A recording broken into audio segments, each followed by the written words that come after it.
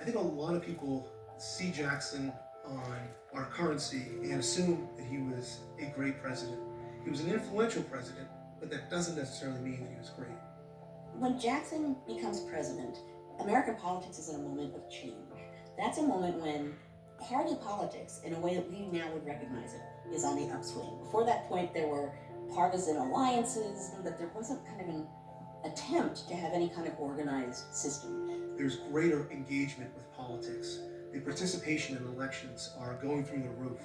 As more Americans voted in elections, we see the campaigns becoming uglier and more divisive. And Jackson's was by far the most divisive up until that point. Suddenly it's like it's kind of a team sport. So he comes in, and the message that he has is a sort of "I'm for the common white man" message.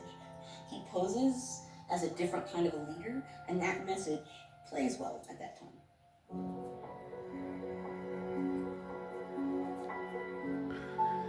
Up until Jackson, many presidents said that the legislature represented the people. And what Jackson said is, no, you've got it all wrong.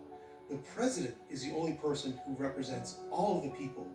It's only the president that is elected by the people at large. And for that reason, I can be more powerful than the presidency had been up to this point. And so Jackson transformed the way we envision the president and his authority. He was a very strong leader who marched out and did what he thought he should do and didn't really think twice about it very often. He was a general who was applying this command and follow structure to American democracy. And while that worked in some respects because he had the support of a wide swath of Americans behind him, constitutionally it was a challenge. Many of the things he did tore down institutions that were essential to American government and also disenfranchised individuals and groups in ways that today we see as betrayals of American values.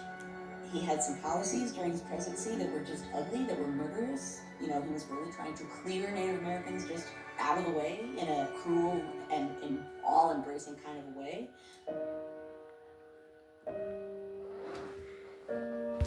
The one word I would use to describe Jackson is a contradiction, because he is, on the one hand, authoritarian in his leadership style, but on the other hand, he is the symbol of the growth of American democracy because more Americans decided to become involved in politics than ever before because of Jackson.